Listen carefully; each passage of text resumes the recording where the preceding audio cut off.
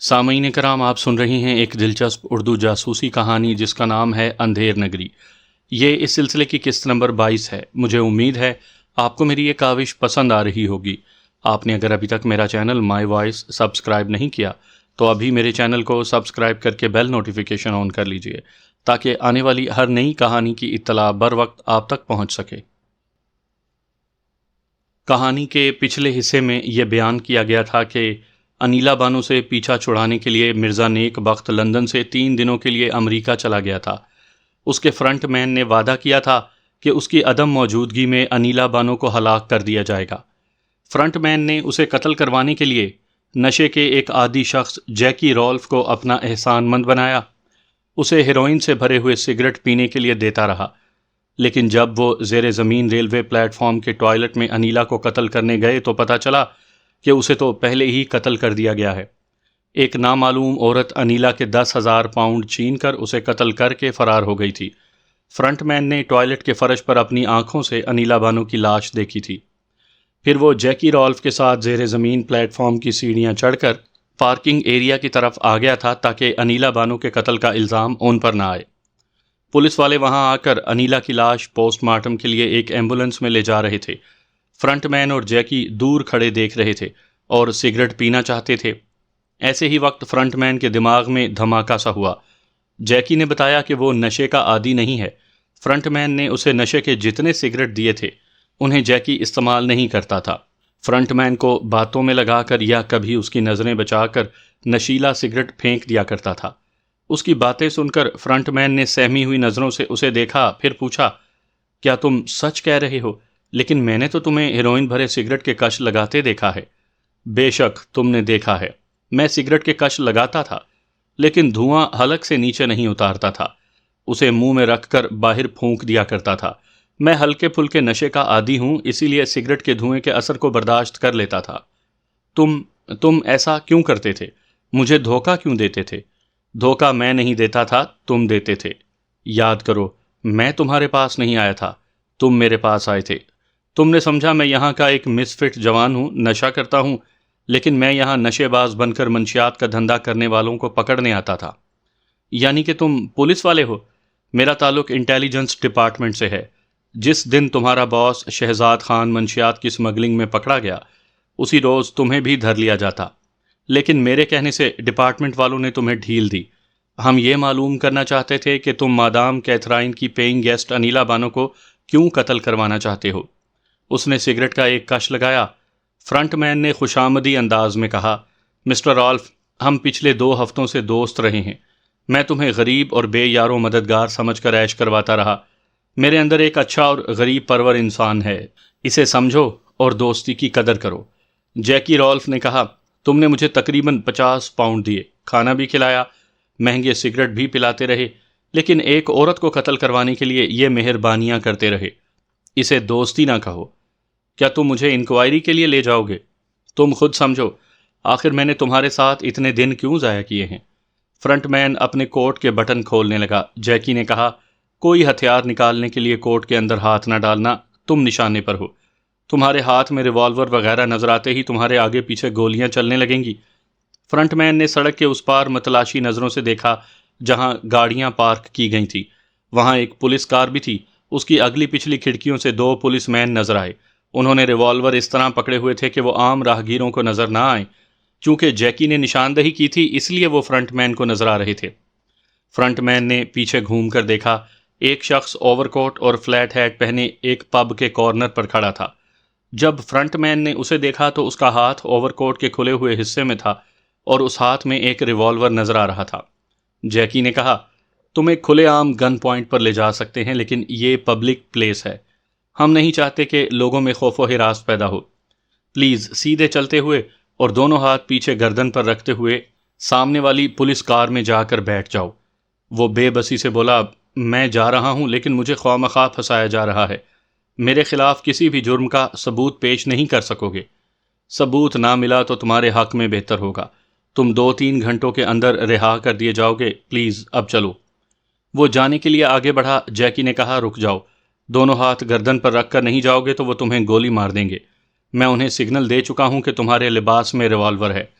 وہ اپنے دونوں ہاتھ گردن پر رکھ کر پولیس کار کے پاس گیا۔ پولیس مین نے اس کے لباس کی تلاشی لے کر ریوالور برآمد کر لیا، پھر کار کی پچھلی سیٹ پر اسے بٹھا کر لے جانے لگے۔ وہ جانتا تھا کہ اسے انٹیلیجنس ڈپارٹمنٹ کے ایک ایسے کمرے میں لے جایا جائے گا جہاں میز کے اطراف 2-4 جاسوس بیٹھے ہوں گے۔ اسے بھی ایک کرسی پر بٹھا دیا جائے گا، پھر اس سے طرح طرح کے سوالات کیے جائیں گے اور بڑے نفسیاتی انداز میں اس پر دباؤ ڈالا جائے گا۔ اس نے بھی گھاٹ گھاٹ کا پانی پیا ہوا تھا، ان کے ہر سوال کا معقول جواب دینے کے لیے وہ بالکل تیار تھا، لیکن اس کے اندازے کے خلاف اسے ایک لاک اپ میں لے جا کر بند کر دیا گیا۔ پھر کوئی اسے پوچھنے نہیں آیا۔ اس نے شام کو پوچھا، یہ کیا ہو رہا ہے؟ مجھ سے کچھ پوچھا نہیں جا رہا، مجھے یہاں خواہ مخواہ بند کیا گیا ہے۔ حوالات کے انچارج نے پوچھا، تم سے کیا پوچھا جائے؟ کیا تم کچھ کہنا چاہتے ہو؟ ایک شریف آدمی اور کیا کہے گا؟ میں نے کوئی جرم نہیں کیا ہے۔ یہ اچھی بات ہے کہ تم نے کوئی جرم نہیں کیا ہے۔ جنہوں نے تمہیں یہاں لا کر بند کیا ہے وہ نادان نہیں ہیں، تمہارے خلاف ثبوت جمع کر رہے ہوں گے۔ اگر وہ ایسا نہ کر سکے تو کل صبح تمہیں رہائی مل جائے گی۔ تمہیں کاغذ قلم دیا جا رہا ہے، تم آرام سے بیٹھ کر ان کاغذات پر لکھے ہوئے سوالوں کے جواب لکھ دو۔ کاغذ کا ایک پیڈ اور قلم لا کر اسے دے دیا گیا۔ وہ لاک اپ کے اندر ایک میز کرسی پر بیٹھ کر پڑھنے لگا۔ پہلا سوال تھا، تم منشیات کا دھندا کب سے کر رہے ہو؟ اس نے جواب میں لکھا، میں نے کبھی منشیات کا دھندا نہیں کیا۔ دوسرا سوال تھا، منشیات کے ایک پاکستانی اسمگلر شہزاد خان سے تمہارا کیا تعلق ہے؟ اگر اس سے تعلق نہیں ہے تو اس سے جیل میں کیوں ملاقات کرنے گئے تھے؟ میں شہزاد خان کو پاکستان سے جانتا ہوں، لیکن یہ نہیں جانتا تھا کہ وہ منشیات کا اسمگلر ہے۔ اس کی گرفتاری پر تعجب ہوا۔ میں اس سے پوچھنے گیا تھا کہ اس نے ایسی غیر قانونی حرکت کیوں کی ہے، اور کیا وہ پاکستان میں اپنے رشتہ داروں کو میرے ذریعے کوئی پیغام پہنچانا چاہتا ہے؟ تیسرا سوال تھا، لندن میں تمہارا ذریعہ معاش کیا ہے؟ میں پاکستان کے ایک بہت نامور سیاستدان مرزا نیک بخت کا ملازم ہوں۔ لندن میں مرزا نیک بخت کے بنگلے اور جائیداد کا نگران ہوں۔ جب وہ یہاں قیام کرتے ہیں تو میں ان کے سیکٹری کے فرائض انجام دیتا ہوں۔ چوتھا سوال تھا، پاکستان سے آنے والی لڑکی انیلا بانو کے بارے میں تم کیا جانتے ہو؟ میں کسی انیلا بانو کے بارے میں کچھ نہیں جانتا۔ پانچواں سوال تھا، اگر انیلا بانو کو جانتے ہو تو کیا اس کے مرڈر کے سلسلے میں قانون کے محافظوں کی رہنمائی کر سکتے ہو؟ سوری، جب میں اسے جانتا ہی نہیں تو قانون کے محافظوں کی رہنمائی کیسے کر سکتا ہوں؟ آخری سوال تھا، تم جیکی رولف سے کیوں ملاقات کرتے تھے؟ میں اسے ایک مسفٹ اور نشے باز، غریب اور محتاج شخص سمجھ کر اس کی مدد کیا کرتا تھا۔ بعد میں پتہ چلا کہ اس کا تعلق انٹیلیجنس ڈپارٹمنٹ سے ہے۔ میں نے نہ کبھی اسے نقصان پہنچایا ہے اور نہ اس سے کوئی فائدہ حاصل کیا ہے۔ اس نے تمام سوالات اور اپنے لکھے ہوئے جوابات کو کئی بار توجہ سے پڑھا، ان پر اچھی طرح غور کیا، پھر قلم اور کاغذات حوالات کے انچارج کے سپرد کر دیے۔ دوسری صبح مرزا نیک بخت امریکہ سے واپس آیا۔ وہ اخبار میں انیلا بانو کے قتل کی خبر پڑھ کر مطمئن ہو گیا۔ اس نے پرسنل سیکرٹری سے کہا، فرنٹ مین کو فون کرو اور اسے فوراً یہاں آنے کو کہو۔ تھوڑی دیر کے بعد سیکرٹری نے آ کر کہا، سر اس کا موبائل بند ہے، ویسے وہ جانتا ہے کہ آج آپ واپس آنے والے ہیں، وہ یہاں آتا ہی ہوگا۔ نیک بخت نے غصے سے کہا، اسے ایئرپورٹ آنا چاہیے تھا، میں نے کل رات اسے فون پر بتا دیا تھا کہ کون سی فلائٹ سے آ رہا ہوں۔ ایک مشیر تیزی سے چلتا ہوا آیا، پھر بولا، سر انٹیلیجنس والے آئے ہیں، آپ سے ملاقات کرنا چاہتے ہیں۔ وہ پریشان ہو کر بولا، یہ انٹیلیجنس والے کیوں آئے ہیں؟ مشیر نے کہا، 1 برس پہلے آپ نے انیلا کے بینک اکاؤنٹ میں رقم جمع کرنے کے لیے ایک چیک دیا تھا، اس چیک کے ذریعے انیلا سے آپ کا تعلق ظاہر ہوتا ہے۔ آپ میرا مشورہ یاد رکھیں، انیلا سے لا تعلقی ظاہر نہ کریں ورنہ گڑبڑ ہو جائے گی۔ وہ اپنے مشیر کے ساتھ ڈرائنگ روم میں آیا۔ انٹیلیجنس کے ایک افسر نے اپنا کارڈ دکھا کر کہا، ہم ایک پاکستانی خاتون انیلا بانو کے مرڈر کے سلسلے میں کچھ پوچھنا چاہتے ہیں۔ نیک بخت نے کہا، تشریف رکھیں، میں نے صبح اخبار میں یہ افسوسناک خبر پڑھی ہے۔ وہ میری بہت فرض شناس لیڈی سیکرٹری تھی۔ میں ابھی متعلقہ افسران سے رابطہ کر کے اس کی لاش دیکھنا چاہتا ہوں اور اس کے پاکستانی عزیزوں کو اطلاع دینا چاہتا ہوں۔ ان کی گفتگو شروع ہوتے ہی دوسرے افسر نے ایک کیسٹ ریکارڈر آن کر کے نیک بخت اور اپنے اعلیٰ افسر کے درمیان رکھ دیا تھا۔ اعلیٰ افسر نے پوچھا، آپ کی پرسنل سیکرٹری کو آپ کے ساتھ ہونا چاہیے تھا، لیکن وہ یہاں پیئنگ گیسٹ کی حیثیت سے رہتی ہے۔ اس نے پاکستان میں 1 ماہ پہلے ملازمت سے استعفیٰ دے دیا تھا، اس لیے وہ پیئنگ گیسٹ کی حیثیت سے یہاں آئی تھی۔ ہماری ایجنسی نے پاکستان سے رپورٹ بھیجی ہے کہ 1 ہفتہ پہلے پاکستان میں بھی اسی انیلا بانو کا قتل ہو چکا تھا۔ لاش کے لباس اور اس کے سامان سے تصدیق ہوئی کہ انیلا بانو کو قتل کر کے اس کا چہرہ بگاڑ دیا گیا ہے۔ پھر وہی انیلا بانو زندہ ہو کر لندن کیسے آ گئی؟ اس کا جواب تو انیلا بانو سے مل سکتا تھا۔ وہ میری اس بات کی تصدیق کر سکتی تھی کہ اپوزیشن سیاسی پارٹی والوں نے انیلا بانو کو اغوا کر کے قتل کرنا چاہا تھا۔ وہ یہ ثابت کرنا چاہتے تھے کہ انیلا سے میرے ناجائز تعلقات تھے۔ وہ میرے بچے کی ماں بننے والی تھی۔ میں نے اپنا سیاسی کیریئر بچانے کے لیے اسے قتل کروا دیا ہے، لیکن میری قسمت اچھی تھی۔ انیلا بانو پاکستان سے فرار ہو کر یہاں آ گئی تھی۔ اپوزیشن والوں کا ڈرامہ فلاپ ہو گیا۔ میں نے انیلا بانو سے کہا تھا کہ 3 دن کے لیے میں امریکہ جا رہا ہوں، واپس آ کر اس کی باقاعدہ رہائش اور سیکیورٹی کے انتظامات کر دوں گا، مگر افسوس خدا جانتا ہے کہ مجھے اس کی موت کا کتنا صدمہ ہے۔ ایک شخص شاہد جبار، فرنٹ مین، پچھلے 10 برسوں سے یہاں رہتا ہے۔ خود کو آپ کا ملازم کہتا ہے۔ آپ اس کے بارے میں کیا جانتے ہیں؟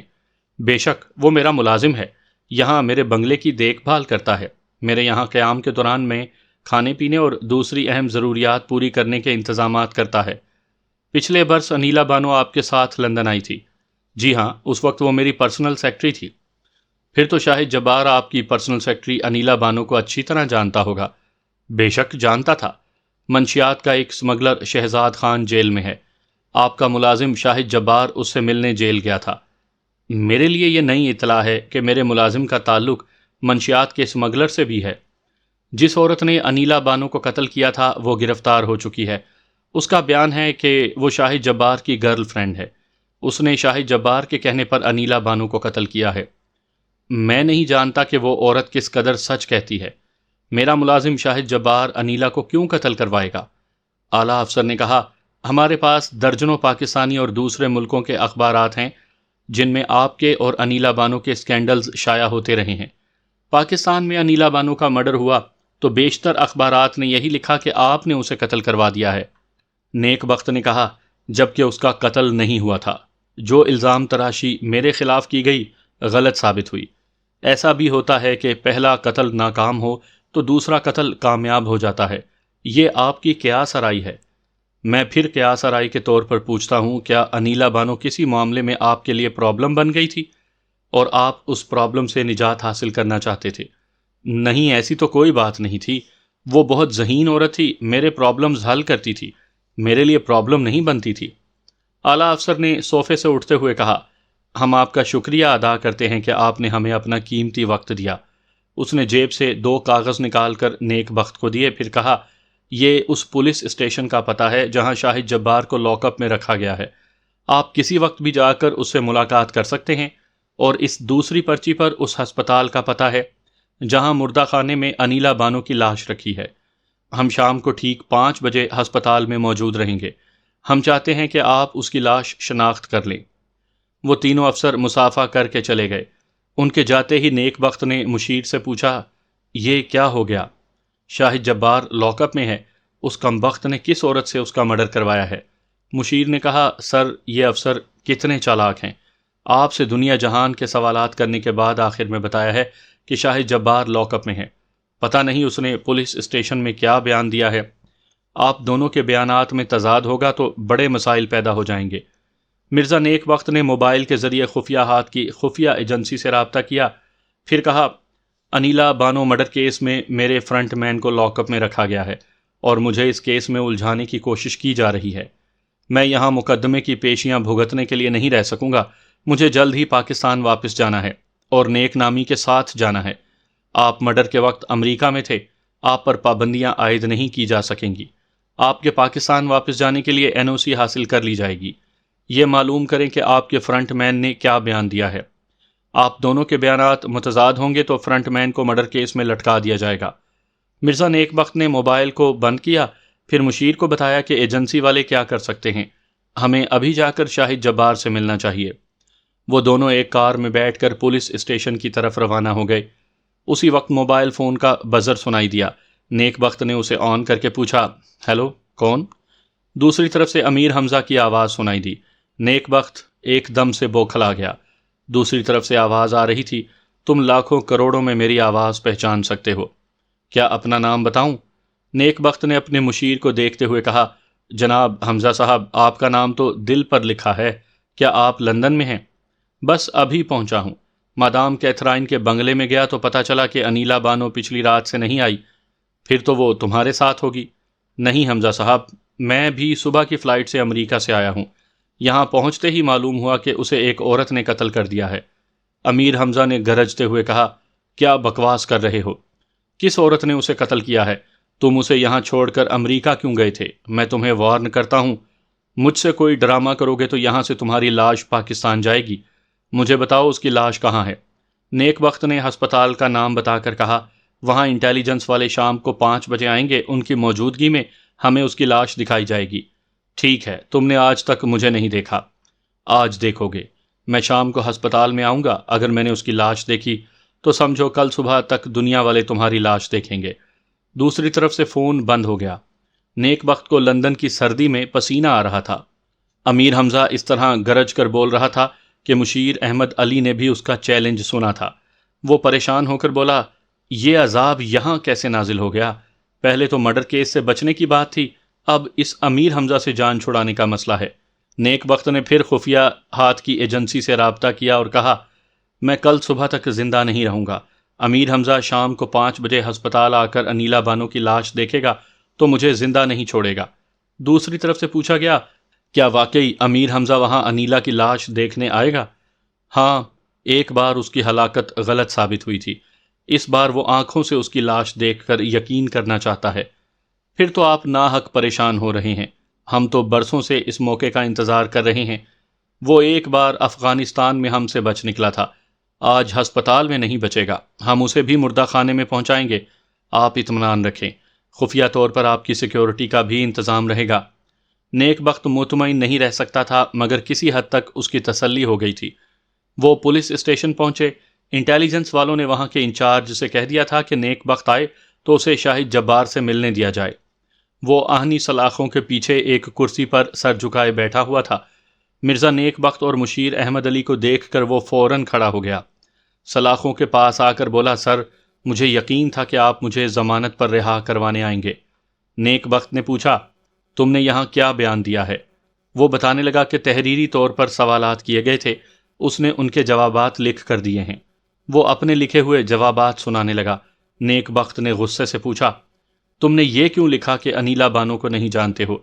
وہ میری پرسنل سیکرٹری کے طور پر پچھلے سال میرے ساتھ یہاں آئی تھی، پھر تم میرے فرنٹ مین ہو کر اسے کیسے نہیں جانتے ہو؟ مشیر نے پوچھا، تم نے کس عورت سے انیلا کو قتل کروایا تھا؟ وہ عورت گرفتار ہو چکی ہے. میں نے کسی عورت سے اسے قتل نہیں کروایا ہے. میں نے ایک نشہ کرنے والے سے یہ کام لینا چاہا تو پتہ چلا کہ وہ نشہ کرنے والا انٹیلیجنس ڈپارٹمنٹ کا ایک جاسوس ہے. اسی نے مجھے اس حوالات میں پہنچایا ہے. میں نے سوچا کہ جاسوس کے پاس ٹھوس ثبوت نہیں ہے کہ میں اس سے کسی کا مرڈر کروانا چاہتا تھا، لہٰذا میں نے صاف انکار کر دیا کہ میں کسی انیلا کو نہیں جانتا ہوں. وہ جاسوس بھی نہیں جانتا تھا کہ کس عورت نے انیلا کو قتل کیا ہے. کیا تمہاری عقل میں اتنی سی بات نہیں آئی کہ انکوائری ہوگی تو انیلا کا ہم سے تعلق ظاہر ہو جائے گا؟ اب تو یہ حقیقت واضح ہو گئی کہ تم میری پرسنل سیکرٹری انیلا کو جانتے تھے. میرے امریکہ جاتے ہی تم نے اسے قتل کروا دیا، اور وہ قتل کرنے والی تمہاری کوئی گرل فرینڈ تھی. یہ جھوٹ ہے، میں اس قتل کرنے والی کو نہیں جانتا. تم تحریری طور پر جھوٹا بیان دے چکے ہو، تمہاری کسی بات کو سچ نہیں مانا جائے گا. سر، مجھ سے غلطی ہو گئی، مجھے کسی طرح بچا لیں. احمد علی صاحب، آپ بہت ذہین ہیں، سر کو بڑی ذہانت سے مشورے دیتے ہیں، پلیز آپ مجھے بچانے کی تدبیر کریں. مشیر نے کہا، تم ہمارے وفادار ہو، ہم تمہیں ضرور بچائیں گے. سر، ہم چلیں، دوسرے ضروری کاموں سے بھی نمٹنا ہے. وہ دونوں شاہد جبار کو جھوٹی تسلیاں دے کر پولیس اسٹیشن سے باہر آ گئے. مشیر نے کار میں بیٹھتے ہوئے کہا، سر، اس کے احمقانہ بیان سے آپ پر آنچ بھی نہیں آئے گی. آپ یہاں کے سراغ رسانوں کو آئندہ جو بیان دیں گے وہ فرنٹ مین شاہد جبار کے خلاف ہوگا. آپ شبہ ظاہر کریں گے کہ شاہد جبار فرنٹ مین کی نیت انیلا پر خراب ہو گئی تھی، یا انیلا کو معلوم ہو گیا تھا کہ وہ آپ کی غیر موجودگی میں سمگلر شہزاد خان کے لیے کام کرتا ہے. انیلا کی زبان بند کرنے کے لیے اس نے اسے قتل کروایا ہے. نیک بخت نے کہا، واقعی جب میں یہاں نہیں رہتا ہوں تو وہ منشیات کا دھندا کرتا ہے. کم بخت نے یہ نہیں سوچا کہ کبھی گرفتار ہوگا تو میرے سیاسی کیریئر پر آنچ آئے گی. اسے سزا ضرور ملنی چاہیے. انیلا مرڈر کیس میں اسے پھانسنے سے میری جان چھوٹ جائے گی. انٹیلیجنس کے وہ تینوں سراغ رساں پولیس اسٹیشن کے ایک کمرے میں بیٹھے ہوئے تھے. نیک بخت اور مشیر کے جانے کے بعد وہ تینوں فرنٹ مین شاہد جبار کے پاس آئے۔ ایک اعلیٰ آفیسر نے اسے چند کاغذات دکھا کر کہا، تم سے ان کاغذات پر چند سوالات کیے گئے تھے اور تم نے ان کے جوابات اپنے ہاتھ سے لکھے ہیں۔ ہمارا خیال ہے تم ان جوابات میں کچھ تبدیلیاں کرنا چاہو گے۔ وہ ہچکچاتے ہوئے بولا، مسٹر نیک بخت میرے لیے ایک وکیل کی خدمات حاصل کریں گے؟ میں وکیل سے مشورہ کر کے آپ کے سوالات کے جوابات دے سکوں گا۔ ہم یہاں تمہارے خلاف کوئی قانونی کارروائی کرنے نہیں آئے ہیں۔ تم سے اہم معلومات حاصل کرنے کے لیے تمہیں کسٹڈی میں رکھا گیا ہے۔ تم سے وہی سوالات کیے جائیں گے جن سے تمہارا تعلق ہے۔ دوسرے سراغ رساں نے کہا، اگر ہم یہ پوچھیں گے کہ تم کب پیدا ہوئے تھے تو تم ہی اپنی تاریخ پیدائش بتاؤ گے، تمہارا وکیل نہیں بتائے گا۔ اسی طرح تم ہی بتا سکتے ہو کہ مسٹر نیک بخت کو یہ کیوں نہیں معلوم تھا کہ تم منشیات کے اسمگلر کے لیے کام کرتے ہو۔ میں جواب لکھ چکا ہوں کہ اسمگلر شہزاد خان کے دھندے سے میرا کوئی تعلق نہیں تھا۔ ایک سراغ رساں نے کہا، ہم نے شہزاد خان سے بھی اسی طرح تحریری بیان لیا ہے۔ اس کے بیان کے مطابق تم لندن میں اس کے مال کے سپلائر ہو۔ اس کا گواہ ہمارا ایک جاسوس جیکی رولف بھی ہے۔ تمہاری اور شہزاد خان کی وہ گفتگو بھی ریکارڈ کی گئی ہے جب تم اس سے جیل میں ملاقات کرنے گئے تھے۔ دوسرے سراغ رساں نے کہا، اتنے ثبوت اور گواہ کے باوجود تم یہ کہتے ہو کہ شہزاد خان کے منشیات کے دھندے سے تمہارا کوئی تعلق نہیں تھا؟ تو پھر کاغذ پر یہی لکھ دو، مگر ایک بات یاد رکھو، تمہارے جوابات میں جتنی سچائی ہوگی اتنی ہی کم سزا ہوگی۔ اعلیٰ افسر نے کہا، میں ڈپارٹمنٹ کے ڈائریکٹر جنرل سے تمہیں یہ تحریری سند دوں گا کہ تم سلطانی گواہ ہو۔ تمہیں اصلی مجرموں کا مڈل مین بننے پر معافی دی جائے گی، بشرط یہ کہ تم انیلا مرڈر کیس میں اہم ثبوت اور گواہ پیش کرو گے۔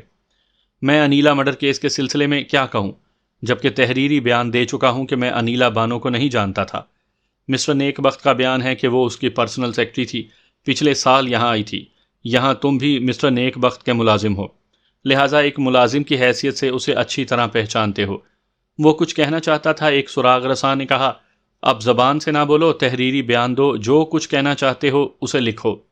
سوری، میں وکیل سے مشورہ کیے بغیر تحریری بیان نہیں دوں گا۔ انیلا بانو کو قتل کرنے والی عورت عدالت میں کہے گی کہ تم نے اسے قتل کروانے کے لیے خاصی رقم دی تھی۔ مسٹر نیک بخت سے سوال کیا جائے گا تو ان کا یہی جواب ہوگا کہ ان کے امریکہ جاتے ہی پتہ نہیں کیوں تم نے اسے قتل کروا دیا۔ ہو سکتا ہے منشیات کے دھندے میں انیلا بانو تمہارے لیے پرابلم بن گئی ہو۔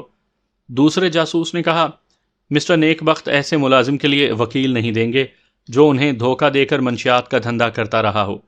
تیسرے جاسوس نے کہا، ذرا سوچو اور غور کرو، تم ہر پہلو سے گرفت میں آنے والے ہو۔ مسٹر نیک بخت پر ایک ذرا بھی آنچ نہیں آئے گی۔ وہ پریشان ہو کر بولا، کیا مجھے ٹیلی فون کی سہولت مل سکتی ہے؟ میں مسٹر نیک بخت سے کچھ ضروری باتیں کرنا چاہتا ہوں۔ افسر نے رسٹ واچ پر دیکھ کر کہا، 40 منٹ کے بعد وہ ہسپتال سے انیلا بانو کی لاش دیکھنے جائیں گے، تمہیں بھی وہاں لے جایا جا رہا ہے۔ افسر نے تھانہ انچارج سے کہا کہ وہ شاہد جبار کو اپنی کسٹڈی میں ہسپتال لے آئیں، وہیں اس قاتل عورت کو بھی پیش کیا جا رہا ہے۔ وہ تینوں سراغ رساں وہاں سے چلے گئے۔ ہسپتال کے مردہ خانے کے قریب ایک کمرے میں انیلا کی لاش تمام متعلقہ افراد کو دکھانے کا اہتمام کیا گیا تھا۔ لاشیں سرد مردہ خانوں میں رکھی جاتی ہیں، وہاں سے ایسی جگہ نہیں لے جائی جاتی جہاں اے سی کا مخصوص منفی ٹیمپریچر کم نہ ہو۔ یہ بات کسی کے ذہن میں نہیں آئی کہ انیلا کی لاش اس کمرے میں کیوں لائی جائے گی۔ نیک بخت کا ذہن اس مسئلے میں الجھا ہوا تھا کہ کس طرح اس قتل کا الزام فرنٹ مین شاہد جبار کے سر پر تھوپ دیا جائے۔ پھر دل میں یہ خوف بھی سمایا ہوا تھا کہ وہاں امیر حمزہ پہلی بار اس کے روبرو آنے والا ہے۔ خفیہ ایجنسی والوں نے اسے یقین دلایا تھا کہ امیر حمزہ وہاں سے زندہ نہیں جا سکے گا۔ گویا ہسپتال کے اس حصے میں گولیاں چل سکتی تھیں، خون خرابہ بھی ہو سکتا تھا۔ اس بار امیر حمزہ کو مار ڈالنے کے لیے بہت کچھ کیا جا سکتا تھا۔ پولیس والے شاہد جبار کو اس کمرے میں بٹھا کر چلے گئے تھے۔ تھوڑی دیر کے بعد نیک بخت اپنے مشیر احمد علی کے ساتھ آیا۔ شاہد جبار نے اپنی جگہ سے اٹھ کر سلام کیا۔ نیک بخت نے کہا، میں جواب میں وعلیکم السلام نہیں کہوں گا، اس کا مطلب ہوگا تم پر بھی سلامتی ہو، اور تم پر سلامتی نہیں ہونی چاہیے۔ سر، یہ آپ کیا کہہ رہے ہیں؟ تم نے آج تک مجھ سے یہ بات کیوں چھپائی کہ تم منشیات کا دھندا کرتے ہو؟ انٹیلیجنس والوں کے پاس یہ تمام ثبوت موجود ہیں کہ تم یہاں منشیات سپلائی کرتے رہتے ہو۔ شہزاد خان سے جیل بھی ملنے گئے تھے۔ سر، میں انکار نہیں کروں گا، آپ کی خفیہ ایجنسی والے میرے خلاف ثبوت پیش کر سکتے ہیں۔ خفیہ ایجنسی کی بات نہ کرو، انیلا بانو کو تمہارے اس خفیہ دھندے کا علم ہو گیا تھا، تم نے اس کی زبان بند رکھنے کے لیے اسے قتل کروا دیا۔ سر، یہ آپ کیا کہہ رہے ہیں؟ جبکہ آپ جانتے ہیں کہ اسے کس لیے قتل کیا۔ بکواس مت کرو، میں کیسے جان سکتا ہوں جبکہ میں تو امریکہ میں تھا۔ آپ اسی لیے امریکہ چلے گئے تھے کہ… مشیر نے کہا، خاموش رہو، یہ تمام باتیں عدالت میں کہو، کوئی تمہاری بات کا یقین نہیں کرے گا۔ تم نے ایک طرف نمک حرامی کی، اپنے مالک کی لا علمی میں غیر قانونی دھندا کرتے رہے، پھر مالک کی پرسنل سیکرٹری کو بھی قتل کروا دیا۔ ایک بونا شخص کمرے میں داخل ہوا، ایک پولیس افسر اس کے ساتھ تھا۔ اس نے کہا، مسٹر نیک بخت، اس کمرے میں انیلا بانو سے تعلق رکھنے والوں کو آنے کی اجازت ہے، مگر یہ شخص آپ سے ملنے کے لیے بضد ہے۔ نیک بخت نے اس 3 فٹ کے شخص سے پوچھا، تم مجھ سے کیوں ملنا چاہتے ہو؟ وہ بولا، یہ بتانے کے لیے کہ امیر حمزہ آ چکا ہے۔ نیک بخت نے گھبرا کر مشیر کو دیکھا، پھر بونے سے پوچھا، مسٹر حمزہ کہاں ہیں؟ پہلے آپ ان افسر صاحب کو رخصت کریں، پھر مجھے بیٹھنے کی اجازت دیں، اس کے بعد باتیں ہوں گی۔ نیک بخت نے پولیس افسر سے کہا، آپ کا شکریہ، مجھے ان سے کچھ بات کرنی ہے، آپ جا سکتے ہیں۔ افسر چلا گیا۔ بونے نے مسافے کے لیے ہاتھ بڑھاتے ہوئے کہا، نیک بخت، آج ہم پہلی بار روبرو مل رہے ہیں، میرا نام امیر حمزہ ہے۔ نیک بخت نے مسافہ نہیں کیا، ناگواری سے بولا، یہ کیا مذاق ہے؟ امیر حمزہ تمہاری طرح ایک بالشت کا ہوتا تو اسے کوئی بھی جوتوں تلے کچل دیتا۔ تمہارے خفیہ ہاتھ کی ایجنسی والے گواہی دیں گے کہ میں وہی ہوں، تم ابھی فون پر پوچھ لو۔ نیک بخت نے موبائل فون کے ذریعے رابطہ کیا، پھر کہا، مسٹر ٹونی، یہاں ایک بالشتیہ آیا ہے، خود کو امیر حمزہ کہتا ہے، تم اس کمرے کی طرف نظر رکھو جہاں میں بیٹھا ہوا ہوں۔ دوسری طرف سے ٹونی نے کہا، میں بھی دوسری منزل کے وارڈ سے آپ کے کمرے کی طرف دیکھ رہا تھا، لیکن پولیس والوں نے مجھے گرفتار کر کے میرے لباس سے ایک ٹیٹی اور ایک ہینڈ گرنیڈ برآمد کیا ہے، میں پولیس کی حراست میں رہ کر بول رہا ہوں۔ نیک بخت نے فون بند کر کے بونے کو سوچتی ہوئی نظروں سے دیکھا، پھر دوسرے نمبر ڈائل کیے۔ رابطہ ہونے پر پوچھا، بڈی، تم افغانستان میں تھے، تم نے امیر حمزہ کو دیکھا ہے، کیا اس کا قد 3 فٹ ہے؟ سر، گڑبڑ ہو گئی ہے، آپ باس کو اطلاع دیں، امیر حمزہ نے میرا قد 3 فٹ سے بھی کم کر دیا ہے۔ مردہ خانے کے کوریڈور میں اس سے میری فائٹ ہوئی تھی، میں بری طرح زخمی ہو گیا، پولیس والوں نے مجھے گرفتار کر کے میرے لباس سے اسلحہ برآمد کیا ہے، یہ پولیس والے امیر حمزہ کے تعاون سے ہمیں گرفتار کر رہے ہیں۔ نیک بخت نے فون بند کر کے کہا، امیر حمزہ ہسپتال میں موجود ہے، پولیس والے اس کے تعاون سے خفیہ کارندوں کو گرفتار کر رہے ہیں۔ مشیر نے دھیمی آواز میں کہا، بہت گہری چالیں چلی جا رہی ہیں، ہمیں انیلا کی لاش دکھانے کے لیے بڑی دیر سے بٹھایا گیا ہے، کوئی پولیس اور انٹیلیجنس والا ادھر نہیں آ رہا ہے، یقیناً وہ سب امیر حمزہ کے ساتھ مصروف ہیں۔ شاہد جبار کہا لگانے لگا۔ نیک بخت نے غصے سے کہا، یو شٹ اپ۔ وہ بولا، غصہ نہ دلاؤ، اب میں تمہارا ملازم نہیں ہوں، تمہیں گرگٹ کی طرح رنگ بدلتے ہوئے دیکھ لیا ہے، اب میں ایک ایک بات سچ کہوں گا کہ تم نے انیلا بانو کو قتل کروانے کی ذمہ داری مجھے دی تھی اور خود امریکہ چلے گئے تھے تاکہ تم پر اس کے قتل کروانے کا الزام نہ آئے۔ تمہیں جو بکواس کرنا ہے عدالت میں کرتے رہنا، ابھی چپ ہو جاؤ، مجھے سمجھنے دو کہ امیر حمزہ کیا کر رہا ہے۔ بونے نے کہا، میں تو کچھ بھی نہیں کر رہا ہوں۔ You shut up. Shut up کہنے سے میرا نام نہیں بدل جائے گا؟ کیا جس کا قد چھوٹا ہوتا ہے اس کا نام امیر حمزہ نہیں ہوتا؟ تمہارے باپ کا نام بھی امیر حمزہ نہیں ہو سکتا۔